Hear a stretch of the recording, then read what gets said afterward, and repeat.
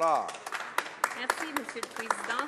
Et c'est un plaisir pour moi de me lever en cette Chambre aujourd'hui et de parler du projet de loi C-24, loi modifiant la loi sur la citoyenneté et d'autres lois en conséquence. D'abord, laissez-moi dire d'entrée de jeu que le NPD est d'accord avec le fait que des changements à la loi de la citoyenneté sont plus que nécessaires.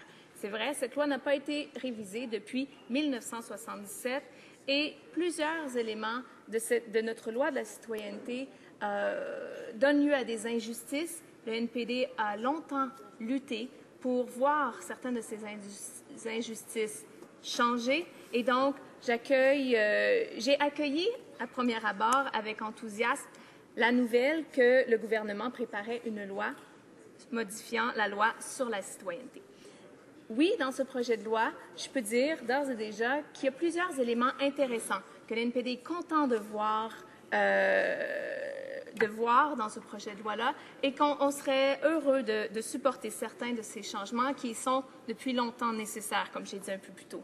Pourtant, fidèles à eux-mêmes, les conservateurs nous présentent un projet de loi qui fait environ une cinquantaine de pages, qui modifie beaucoup de choses et qui touche à plusieurs aspects de la citoyenneté en même temps. On retrouve donc dans ce projet de loi-là énormément de détails. Certains, comme je l'ai dit, sont fort positifs à mon avis, mais d'autres sont inquiétants et ont déjà même soulevé l'inquiétude au niveau juridique et au niveau des droits humains de la part d'organismes de la société civile et d'experts juridiques ou d'autres experts canadiens.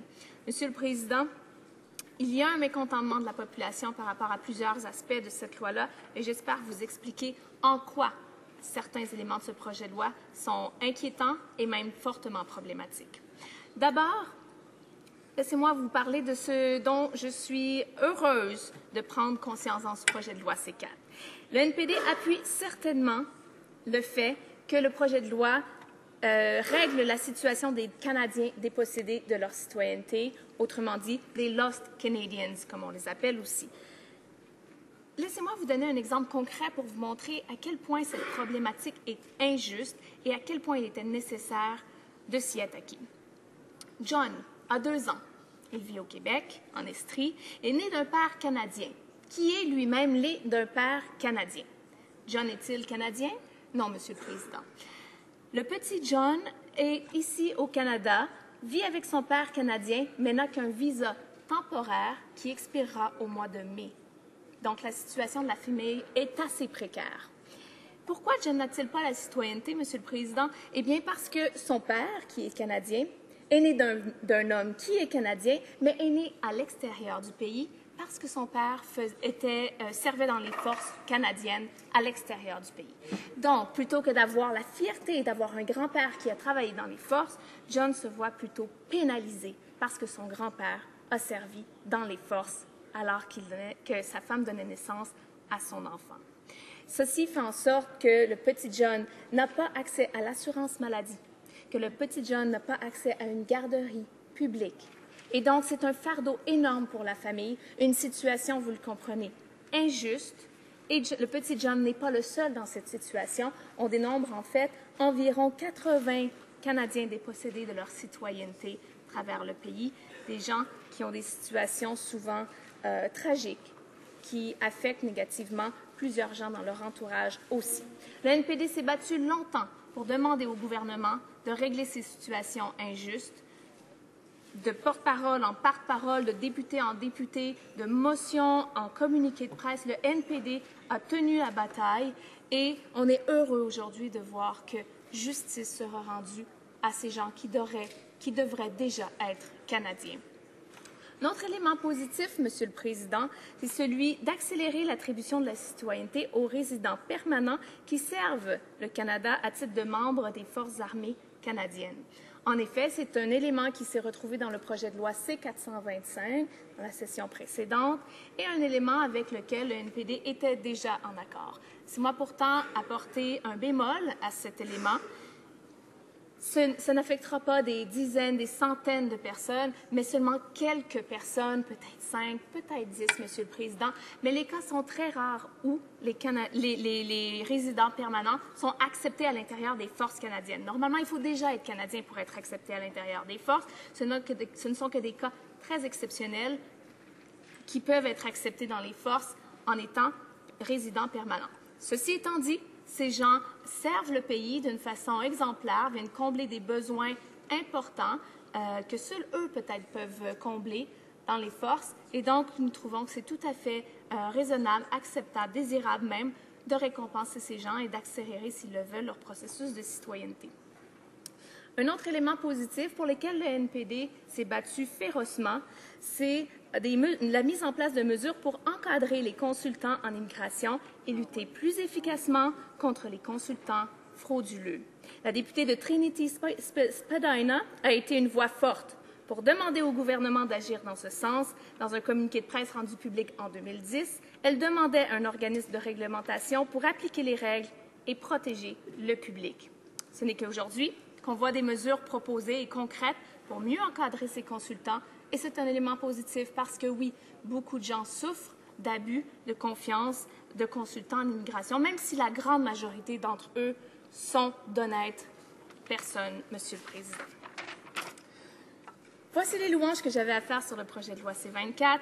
Maintenant, laissez-moi énumérer quelques aspects du projet de loi qui demandent consultation auprès d'experts et publics, à mon avis, puisqu'ils sont à certains égards préoccupants ou ont provoqué des débats au sein de la population. D'abord, l'augmentation de la durée de résidence obligatoire au Canada pour l'obtention de la citoyenneté. Cette augmentation n'est pas nécessairement négative, Monsieur le Président. Je comprends le but, c'est louable de s'assurer que les gens qui ont la citoyenneté ont vécu un certain temps au Canada. C'est intéressant.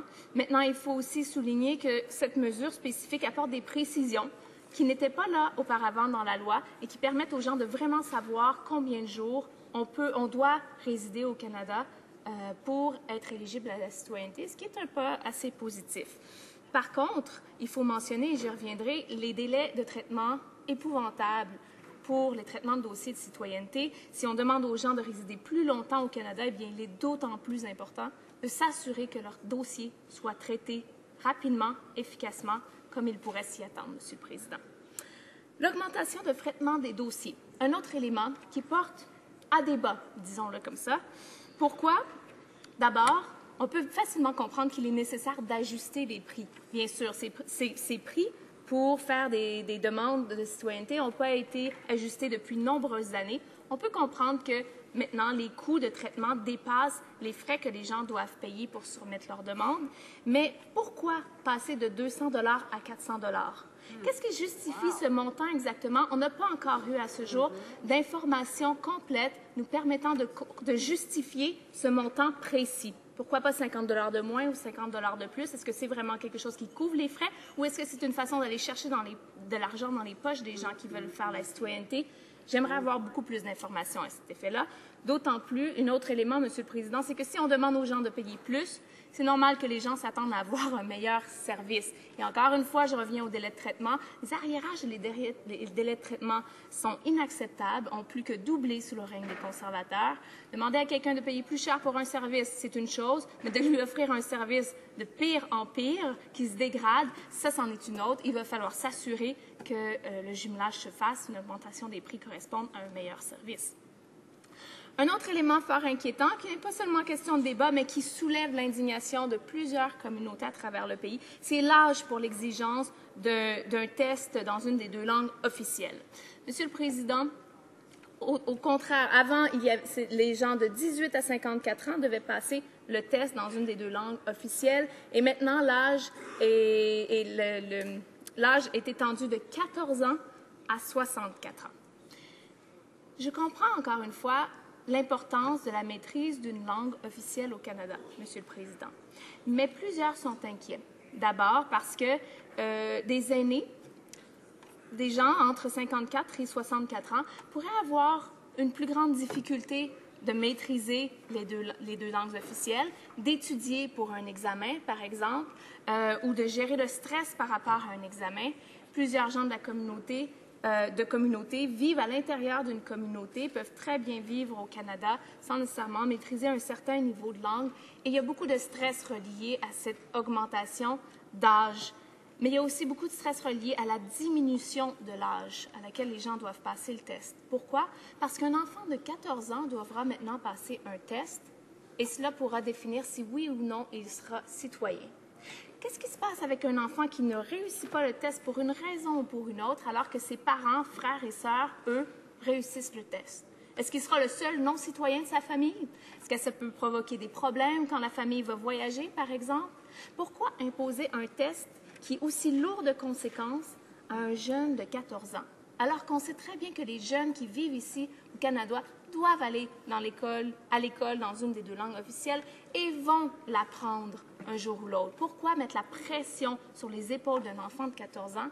C'est quelque chose de fort questionnable, Monsieur le Président, et comme je l'ai dit, on a eu beaucoup d'échanges avec beaucoup de groupes et d'individus qui remettent en question cet élément. Un autre élément qui porte à débat et qui soulève l'indignation des gens, c'est l'élimination de l'utilisation de la durée du séjour au Canada à titre de résident non permanent. Cette mesure vient inquiéter beaucoup d'étudiants étrangers et de travailleurs temporaires qui sont actuellement au Canada depuis quelques mois, depuis quelques années, depuis plusieurs années même, et qui avaient l'intention de faire une demande de citoyenneté prochainement et qui voient que peut-être ils devront attendre plusieurs années supplémentaires et ça change beaucoup leur plan. À ce niveau-là, j'ai eu plusieurs courriels de plusieurs de mes commettants. J'aimerais vous en lire quelques-uns parce que je pense que ça vaut la peine. En fait, j'ai reçu des courriels de mes commettants, mais aussi de gens à travers le Québec et à travers le Canada. Par exemple, ici, Abdul Assed dit « I chose and moved to Canada 3 years ago after being offered admission in world-leading universities. I have won various prizes, grants, and awards during last 3 years. After graduating a master in engineering, I chose entrepreneurship. I was promised a PR status within 12 months, which took 19 months. Yes, the delays are very long. I will have to wait 2 more years then to have citizenship. That person contributed, studied here, worked here, create jobs here, and doesn't understand why we will deny him to take in consideration the time you have lived and contributed in Canada. Another example here is an email from Andreas Korinek. I will quote few sentences of his email. The second issue I see with this bill is the new method of counting residence days. I personally came into Canada through a work permit, and it took me 2 years to finally become permanent resident. I think the intention of the bill to make sure applicants are supporting Canadian society and sharing Canadian values are honorable. However, the metrics used to measure this are flared. I am contributing to Canada by working here, and I'm paying taxes. I have Canadian spouse, Canadian friends. I joined a local sports team. I would like to be officially welcomed into Canadian society as a proud citizen. One last example, but I have a lot of them. Sultan Ali Ahmed, a McGill University student who arrived as a McGill University student in August 2007. He said, there should be recognition given to students graduating from Canadian universities who were initially on study permits, shared working after graduation, and then applied for their PRs. Alors, comme vous le voyez, Monsieur le Président, beaucoup de gens sont inquiets de voir leur plan, leur planification changer et demandent à ce qu'on revoie une telle mesure. Je pense que ça mérite un débat honnête à ce niveau-là. Je vais poursuivre, Monsieur le Président, en soulignant maintenant les éléments qui, selon moi, ne sont même pas matière à débat, mais qui sont extrêmement inquiétants à plusieurs niveaux. D'abord, C-24 augmente les pouvoirs discrétionnaires du ministre. Entre autres, le ministre, par ce projet de loi-là, s'accorde le droit d'octroyer ou de révoquer la citoyenneté dans certaines circonstances. Ça, Monsieur le Président, c'est une tendance qu'on voit chez les conservateurs qui profitent de projets de loi pour s'octroyer plus de pouvoirs discrétionnaires et c'est une mesure contre laquelle le NPD n'est pas en faveur. Monsieur le Président, un tel pouvoir discrétionnaire ouvre la porte à rendre notre système de citoyenneté un outil politique. Le ministre a dit qu'il n'était pas nécessairement prêt à dire à qui il octroierait la citoyenneté. Donc, des choses comme celles-là qui peuvent se faire derrière porte close par un individu qui appartient à un parti politique, c'est quelque chose qui est inacceptable. Ce sont des pouvoirs puissants. La citoyenneté, ça doit demeurer un système en lequel les gens ont confiance pour son impartialité et sa transparence. Je crains fortement que d'octroyer de tels pouvoirs au ministre aille dans la direction contraire, Monsieur le Président. Une autre inquiétude, conformément aux dispositions de ce projet de loi-là, le ministre peut révoquer la citoyenneté, si double citoyenneté il y a, s'il y a soupçon de fraude. Monsieur le Président, le mot-clé là-dedans, c'est soupçon. En fait, le ministre va pouvoir lui-même ou autoriser un individu à le faire en son nom, de révoquer la situation, et je cite, s'il est convaincu, selon la prépondérance des probabilités, que cette personne a obtenu la citoyenneté par fraude. Le problème ici, c'est que la personne ne pourra plus passer devant un tribunal indépendant pour statuer sur la véracité ou non des accusations. Et ça, c'est important, Monsieur le Président. Quelqu'un qui a la citoyenneté est un Canadien et il devrait avoir accès à un processus juste et équitable devant notre système de justice.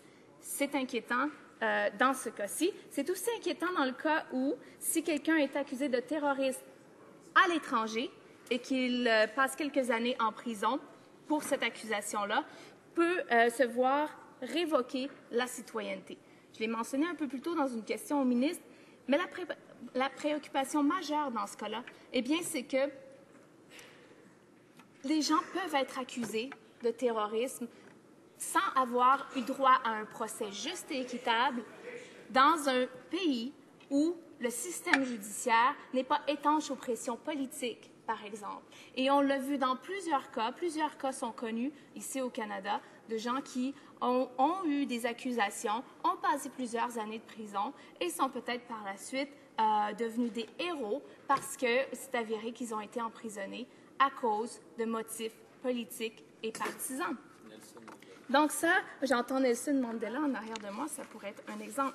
Monsieur le Président, ça, ce sont des inquiétudes sérieuses. Je vais finir en disant que, en fait, ce projet de loi-là ne s'attaque pas au principal problème de notre système de citoyenneté actuellement, qui est les délais et les arriérages. Les délais sont épouvantables, Monsieur le Président. Ils ont plus que doublé sous la gouverne des conservateurs qui ont attendu toutes ces années pour vraiment faire semblant de s'intéresser au problème. Ce projet de loi dit qu'il va régler la situation, mais je m'excuse, j'en suis pas convaincue. Rien dans ce projet de loi-là nous prouve, hors de tout doute, que vraiment il y aura des changements significatifs.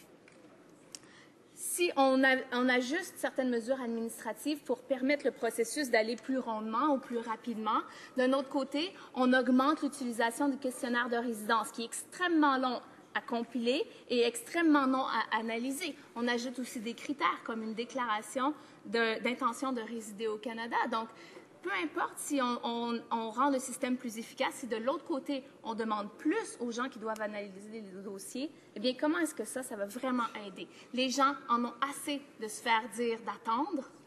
Quand ils appliquent et qu'ils ont droit à la citoyenneté, ils devraient pouvoir avoir une réponse de façon efficace et rapide. Monsieur le Président,